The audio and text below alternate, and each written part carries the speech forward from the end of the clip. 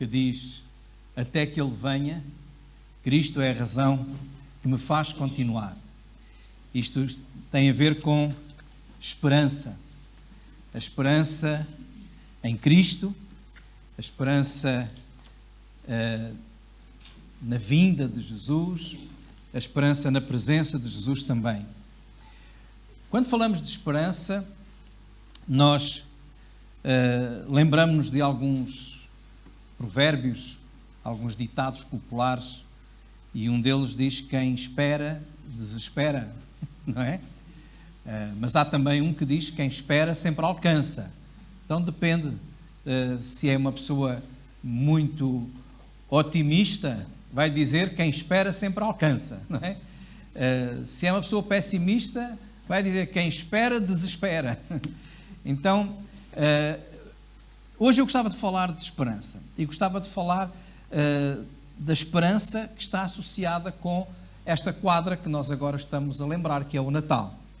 E o Evangelho de Lucas conta-nos a história, há um episódio de duas pessoas idosas, Simeão e Ana, que levaram uma vida inteira à espera.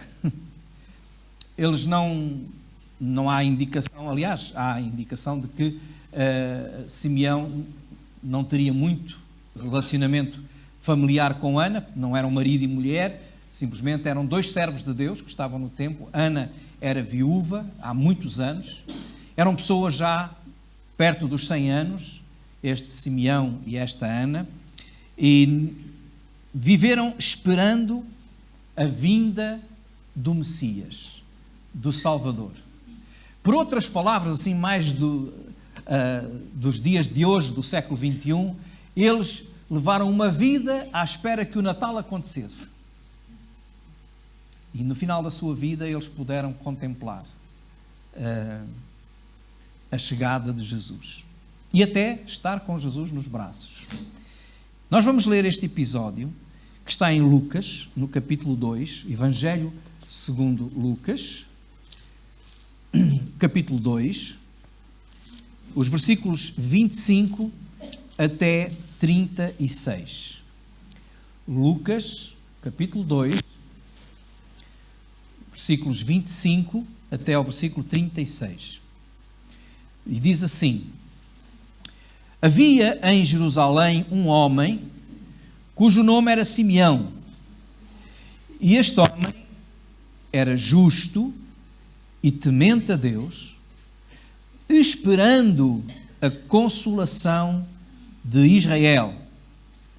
E o Espírito Santo estava sobre ele. E fora-lhe revelado pelo Espírito Santo que não morreria antes de ter visto o Cristo do Senhor. E pelo Espírito foi ao templo. E quando os pais trouxeram o menino Jesus, estamos a falar de Maria e José, não é? Para com ele procederem segundo o uso da lei, ele então o tomou em seus braços e louvou a Deus e disse: agora, Senhor, podes despedir em paz o teu servo, segundo a tua palavra, pois já os meus olhos viram a tua salvação, a qual tu preparaste perante a face de todos os povos, luz para alumiar as nações e para a glória do teu povo Israel. José e Maria maravilhavam-se das coisas que dele se diziam. E Simeão os abençoou e disse a Maria, sua mãe: eis que este é posto para queda e elevação de muitos em Israel e para sinal que é contraditado. E uma espada traspassará também a tua própria alma, para que se manifestem os pensamentos de muitos corações. E estava ali a profetisa Ana, filha de Fanuel, da tribo de Asser. Esta era já avançada em idade e tinha vivido com o marido 7 anos desde a sua virgindade. E era viúva de quase 84 anos e não se afastava do templo, servindo a Deus em jejuns e orações de noite e de dia. E sobrevindo na mesma hora, ela dava graças a Deus e falava dele a todos os que esperavam a redenção em Jerusalém. Simeão e Ana, duas pessoas já idosas que levaram uma vida aguardando e esperando a chegada do Messias. Duas vidas que viveram pela fé, sabendo que Deus que tinha prometido enviar o Salvador, aquele que viria resgatar o povo dos seus pecados, eles esperavam e aguardavam. Esperaram e não desanimaram. Esperaram e não desesperaram. E no final da sua vida, já bastante idosos, a sua fé foi recompensada. Vamos pensar um pouco. Nós esperamos em Deus. Jesus já veio. Mas também, como acabámos de cantar há pouco, nós cristãos aguardamos de novo a vinda de Jesus, a sua segunda vinda. Ele prometeu, depois de ter sido morto, de ter ressuscitado e antes de subir ao céu, ele prometeu que voltaria. E acabámos de cantar até que ele venha. Sabemos que nos deixou alguns sinais, algumas indicações daquilo que aconteceria antes da sua vinda. Há muitos crentes convencidos de que nós estamos a viver momentos próximos desse dia. Não sabemos quando isso vai acontecer. Sabemos que pode acontecer a qualquer momento. Tudo aquilo que ele disse está-se a cumprir nos nossos dias. Então sabemos que Jesus pode voltar hoje, amanhã, daqui por 10 anos, daqui por 100. O que importa é que nós saibamos viver esperando a vinda de Jesus. Vivendo cada dia como se fosse realmente o dia em que ele vai voltar, até que ele venha. Porque nós não sabemos quando isso vai acontecer. Alguns têm-se levantado fazendo contas e inventando datas, sempre falharam. Porque o próprio Senhor Jesus disse: ninguém sabe, só o Pai. Mas também Pedro advertiu, dizendo que nos últimos tempos muitos iriam dizer: onde é que está essa promessa? Está tudo na mesma. Como se diz hoje, isso é uma fake news, não é? Isso é uma notícia falsa. Não, não é. Ele prometeu e ele vai cumprir. É preciso saber esperar em Cristo Jesus. Não apenas a sua vinda, mas também saber esperar na nossa vida, todos os dias, as coisas que Ele tem para nós. Vivermos uma vida de fé e de esperança no Senhor, tal como Simeão e como Ana. Se nós vivermos esperando, nós podemos ter a certeza que o nosso Deus é fiel e estará presente todos os dias até concretizar aquilo que Ele tem para cada um de nós. Não nos abandona e não nos deixa. Muitos de nós, por vezes, apresentamos ao Senhor os nossos motivos de oração, os nossos pedidos, os nossos anseios, os nossos desejos, dizendo: Senhor, abençoa-me com isto ou com aquilo, dizendo: Senhor, põe a minha vida nas tuas mãos, faz a tua vontade. Sabes que a minha é esta, não é? Nós dizemos sempre qual é a nossa vontade ao Senhor. Mas não importa. O que importa é que cada um de nós deve viver uma vida de fé. E segundo a palavra de Deus, a fé é aquilo que a gente espera, mesmo não vendo. Até que ponto estás tu, meu irmão, minha irmã, disposto a esperar? Quanto tempo? É porque muitas vezes nós esperamos em Deus, tal como o salmista diz: entrega o teu caminho ao Senhor, confia nele e Ele tudo fará. Mas também diz: espera no Senhor e deleita-te também no Senhor. Enquanto esperamos, o nosso prazer tem que estar em Deus. Esperar até que alcancemos aquilo que o Senhor tem para nós. Com a certeza que no dia certo, no tempo certo, tal como aconteceu com o nascimento de Jesus, e temos visto aqui ao longo dos últimos domingos que ele nasceu na plenitude dos tempos, ou seja, no tempo exato, no tempo certo. Também aquilo que Deus tem para nós, a resposta à nossa oração, a bênção que nós tanto ansiamos, a orientação de Deus, vai chegar também no tempo certo. Agora é importante saber esperar.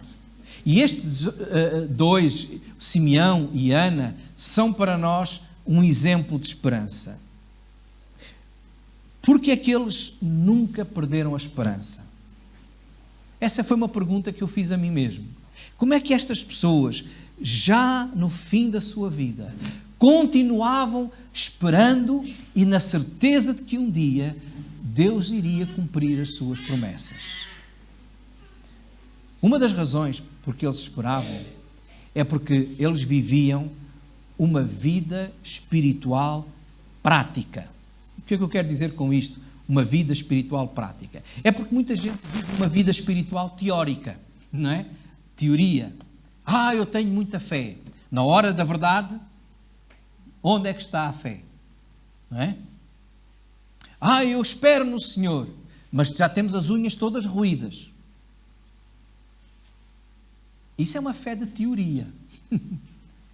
Nós sabemos os versículos todos que falam de fé, de cor, está na nossa mente. A fé é o firme fundamento das coisas que se esperam, a prova das coisas que não se veem. Sabemos esses versículos todos. Mas como é que nós vivemos essa fé? Como é que nós vivemos essa esperança? Simeão diz-nos aqui que ele tinha uma vida espiritual prática. E Ana também.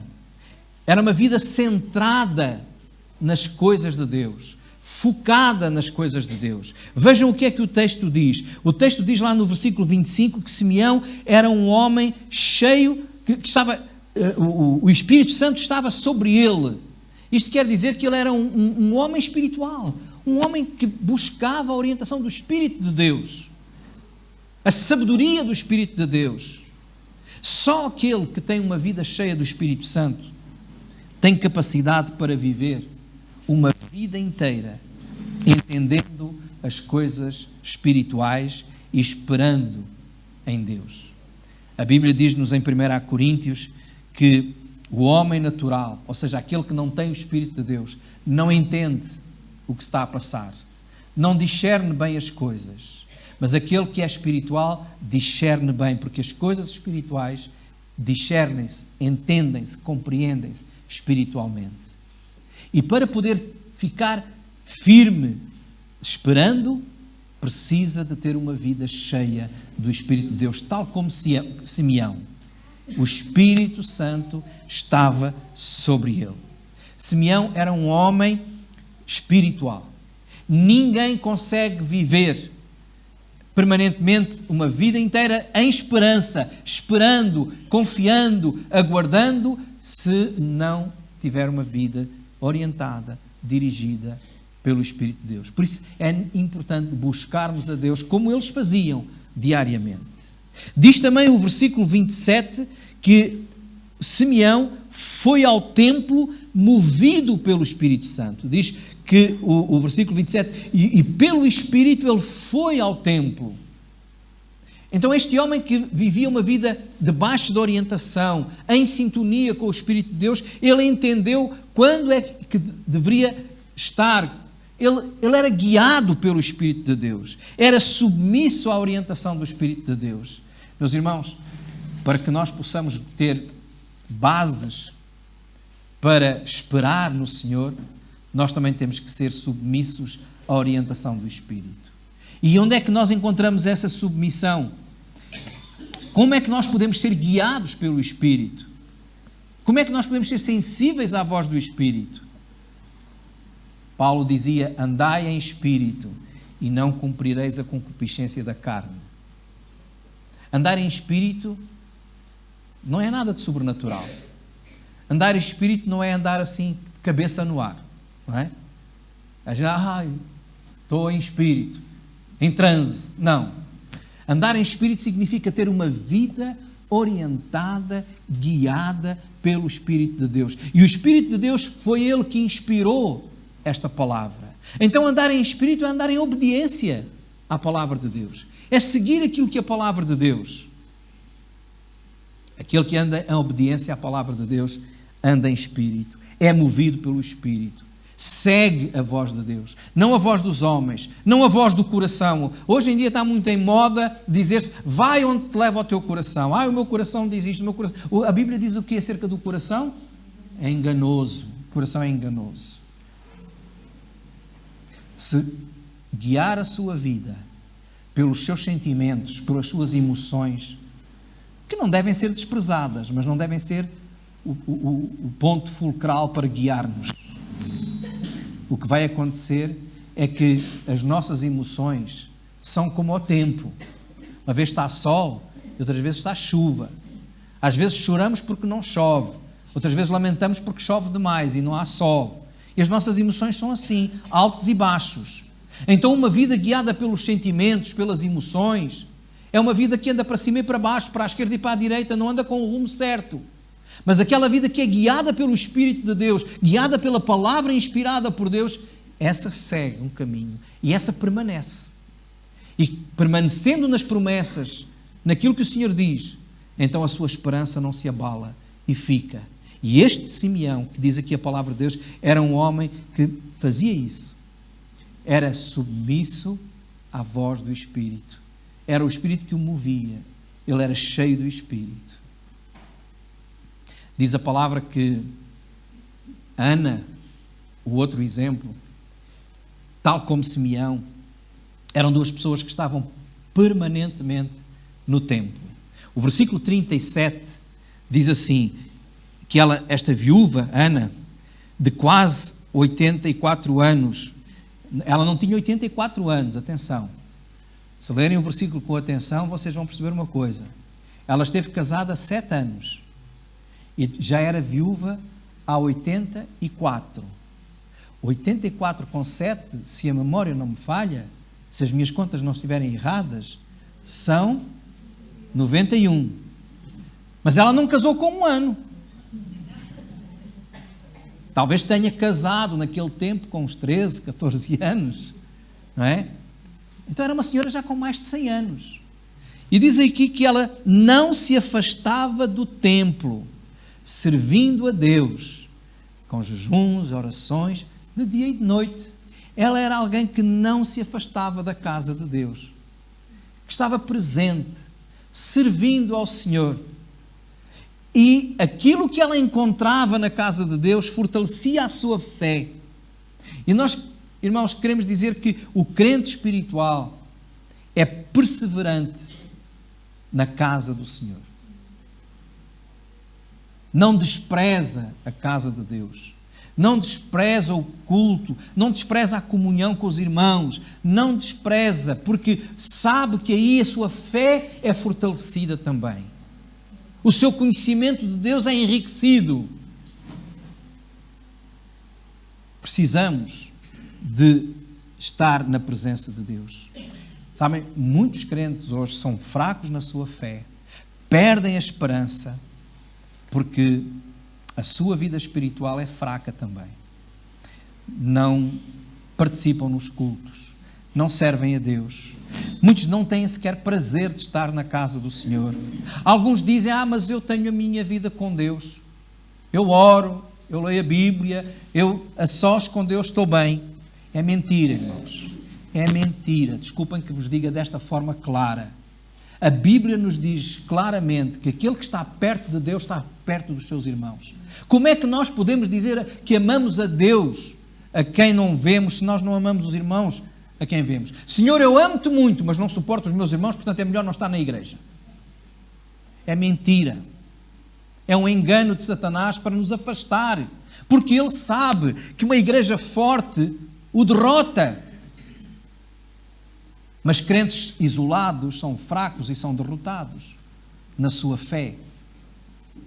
É importante estarmos juntos, louvando, adorando ao Senhor na casa do Senhor. É isso que Deus quer. Por isso é que a Bíblia diz que a igreja é o corpo de Cristo. Irmãos, um corpo separado, com os membros separados, não é corpo, é um corpo mutilado. Eu não posso dizer às minhas pernas, hoje dói-me muito, então ficam em casa, vai só a cabeça, porque é a única coisa que a igreja precisa, é que eu falo.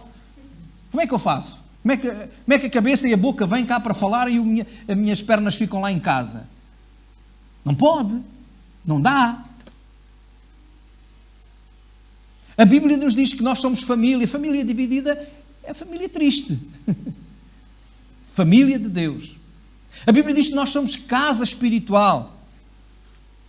Mas alguns crentes não querem ser casa, querem ser apenas um tijolo. Um tijolo abandonado lá no meio do campo.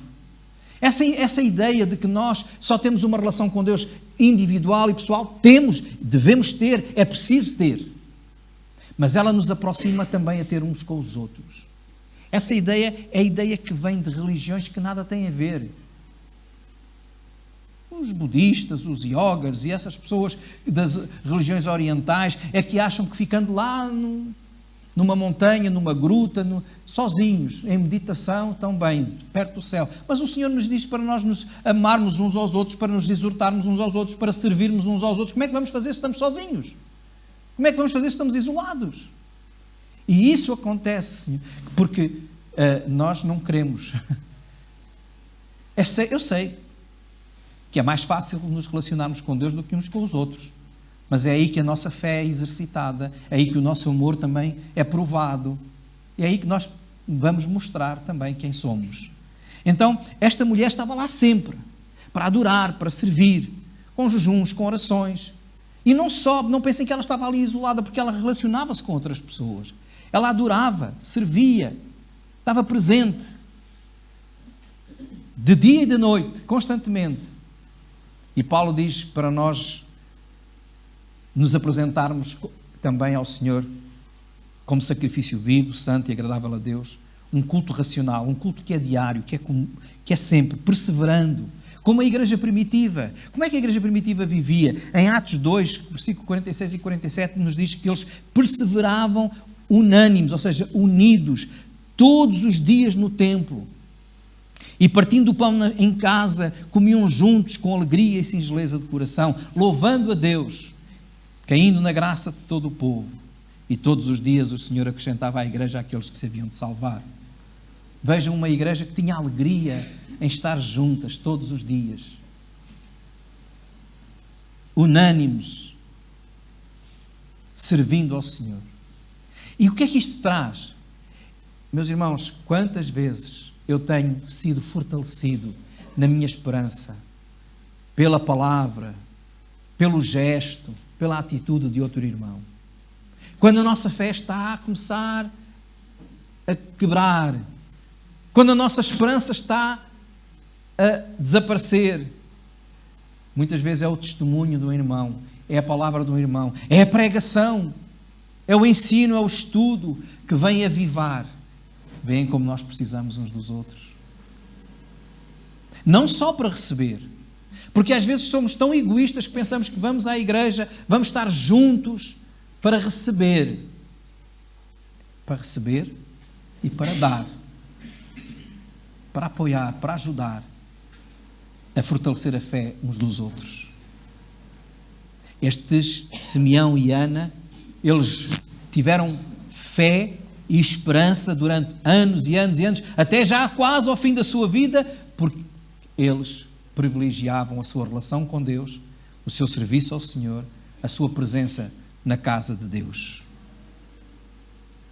Ter uma visão espiritual da vida é viver consciente de que toda a nossa vida deve estar centrada em Deus. Ele é a causa e a finalidade do nosso viver, da nossa existência. Aquele que vive primeiramente, como diz lá em Mateus 6:33, buscai primeiro o reino de Deus e a sua justiça, e todas as outras coisas vos serão acrescentadas. Aquele que vive primeiramente para o Senhor encontrará nele a motivação certa para viver e verá que tudo o resto Deus vai fazer. E vai fazer sentido. Eles não perderam a esperança, Simeão e Ana, porque a sua vida espiritual era forte. Eles investiam na sua vida espiritual, centrada em Deus, focada nas promessas de Deus, lembrando as promessas de Deus. É por isso que nós temos que conhecer a palavra para conhecer as promessas de Deus. E quando nós conhecemos as promessas de Deus e ficamos firmes nas promessas de Deus, a nossa fé e a nossa esperança é reforçada. Eles tinham esta vida espiritual. Por isso eles tinham uma compreensão espiritual do nascimento de Jesus. Quando Jesus nasceu, quando Jesus foi levado ao templo, quando eles viram, contrariamente àquilo que aconteceu com a maioria dos judeus, eles compreenderam o que é que Jesus vinha fazer. Muitos judeus pensavam que Jesus vinha para ser um rei guerreiro, com um exército, com cavalos fortes, armas fortes, que derrotaria os romanos, expulsaria os romanos, instauraria aqui o seu reino militar. Não entenderam que o reino de Deus era outra coisa. Mas Simeão entendia. Ele entendia que Jesus veio para todo o mundo e não apenas para os judeus. Reparem o que diz lá, os versículos 30, quando ele fala, agora Senhor, versículo 29, agora Senhor podes despedir em paz o teu servo segundo a tua palavra, ou seja, já posso morrer em paz. E ele diz porquê? Pois já os meus olhos viram a tua salvação, a qual tu preparaste perante a face de todos os povos, luz para alumiar as nações e para a glória do teu povo Israel. Ou seja, Simeão entendeu que Jesus, o Salvador, tinha chegado não apenas para Israel, mas para todos os povos, para todas as nações. Ele era a luz do mundo. Então ele tinha uma visão correta daquilo que Jesus vinha fazer. Porque essa visão lhe dava também fortalecimento na sua esperança. A Bíblia diz que Deus amou o mundo de tal maneira que deu o seu Filho unigênito. E mesmo sem Simeão conhecer este versículo, que ainda não tinha sido escrito, ele entendia que era o amor de Deus que estava ali perante os seus próprios olhos. E por isso eles falavam deste menino. Falavam a respeito dele a toda a gente. O versículo 38 diz que Ana, aquela senhora idosa, louvava a Deus, dava graças a Deus e falava dele a todos os que esperavam a redenção em Israel, a todos os que precisavam de se agarrar a um Salvador, que tinham consciência disso. Ela falava a toda a gente. Ela compreendeu o que era o Natal. Irmãos, se nós entendemos o que é o Natal, nós também falamos do Natal. E falamos de quê? Do Salvador. Infelizmente, hoje em dia, nós sabemos que o Salvador, Jesus, quase não é mencionado. Às vezes até na casa e na vida de muitos crentes. Vamos celebrar o Natal. O que é que vamos fazer para a ceia de Natal? Quais são os presentes que vamos comprar? Quem é que vamos convidar?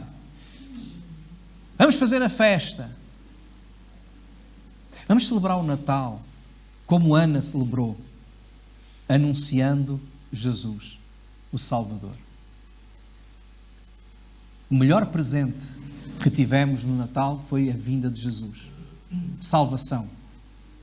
O melhor presente que podemos dar a alguém é dizer: Jesus veio, nasceu por ti, para te salvar. Por isso é que o nome Jesus significa salvação de Deus. Estes esperaram porque eles entendiam e compreendiam a verdadeira mensagem do Natal. Por isso falaram nela e falaram a toda a gente. Falaram baseados naquilo que eram as promessas. Lucas 2:25 diz que Simeão esperava a consolação de Israel. No versículo 38 diz esta expressão também: os que esperavam na redenção de Israel. Então, para eles dizerem isto, significa que eles entendiam tudo aquilo que estava prometido. O Senhor tinha prometido salvação. O Senhor tinha prometido consolação. O Senhor tinha prometido redenção. E eles esperavam isso. Esperavam tudo o que a palavra de Deus tinha dito. Por isso, eles falavam do Natal, fazendo menção daquilo que a Bíblia dizia. Ou seja, falavam conforme a palavra que estava escrita. Podemos dizer que eles eram profetas fiéis à palavra. E a sua fidelidade à palavra, o seu amor à palavra, o seu temor à palavra, fortalecia a sua esperança. O texto nos diz que Simeão abençoou a família e, segurando o menino Jesus, não é? Ele disse, eis que este, é um profeta, Simeão, porque ele diz, eis que este é posto para queda e elevação de muitos em Israel, e para sinal que é contraditado, ou seja, para contradição também. E uma espada traspassará também a tua própria alma, para que se manifestem os pensamentos de muitos corações. É interessante, irmãos, ver como Simeão falou, ou melhor, como Simeão profetizou.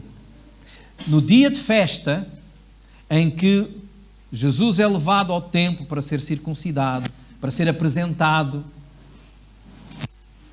é festa do nascimento, a celebração, aparece uma voz que diz, que bom, eu já vi, estou contente, Senhor, já me podes levar em paz.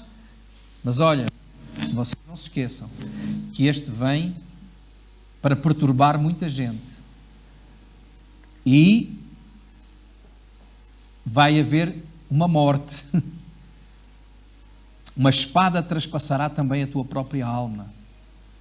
Então a mensagem não foi uma mensagem também muito suave. O que é que isto quer dizer, meus irmãos? Quer dizer que a fidelidade à palavra de Deus deve obrigar-nos a dizer tudo. Natal não é apenas dizer Jesus nasceu. É dizer Jesus nasceu para morrer por ti. Jesus nasceu porque era necessário ir à cruz para a salvação de cada um de nós. É muito bonito nós ajustarmos a nossa mensagem àquilo que o mundo hoje diz. Trocarmos a celebração do Natal por festa disto ou festa daquilo e não falar que é Deus feito homem, que veio para morrer por nós, para dar a sua vida por nós. Nós não estamos a ser fiéis à palavra. E aquele que não ama e que não é fiel a esta palavra, aquele que escolhe só uma parte desta palavra, não fortalece a sua fé, porque a fé vem pelo ouvir, não apenas partes da palavra, mas a palavra toda. E só aquele que realmente tem a sua fé fortalecida pode esperar e não perder a esperança. Simeão não deixou de profetizar o lado bom da vinda de Jesus, alegre, mas também não deixou de profetizar o lado mais triste, que ele seria crucificado, que ele viria para levantar, mas também para trazer muitos conflitos. Há muita gente hoje que se autoproclama de profeta e diz, eu não quero ser o profeta da desgraça, então é só coisas bonitas. Só Deus ama, Deus vai resolver os teus problemas todos, tu vais alcançar tudo o que queres, e então as pregações deixam de ser palavras proféticas para serem mais quase como que sessões de coaching, não é? Como se hoje se costuma dizer. Reuniões motivacionais, para motivar as pessoas a alegrarem-se. Mas é necessário dizer, não apenas Jesus nasceu, é bonito, mas Jesus morreu também. É necessário pregar a cruz, o arrependimento, a fé, a santidade, porque tudo isso faz parte da palavra de Deus. Respeitar, amar e seguir toda esta palavra vai fortalecer a nossa fé e a nossa esperança. Se tens tendência a perder a esperança, então ama a palavra de Deus. Ama Jesus. Confia nele, aguarda pacientemente nele, haja o que houver, aguarda pelo Senhor. Nós esperamos a segunda vinda de Jesus. Aquele que nasceu em Belém há mais de 2000 anos, ou há cerca de 2000 anos, aquele que cresceu, que se fez homem, que cumpriu a sua missão, aquele que deixou a sua glória e veio a este mundo vil para morrer por nós, aquele que se humilhou por amor, aquele que deu a sua vida para perdoar e para salvar a humanidade perdida, a humanidade que não tinha esperança, é aquele que diz: eu voltarei para vós. É aquele que diz: eu sou a esperança. Cristo é a nossa esperança. Ele é aquele em que nós nos devemos agarrar, segurar, quando o mar está agitado, quando o temporal é forte, e nele confiar.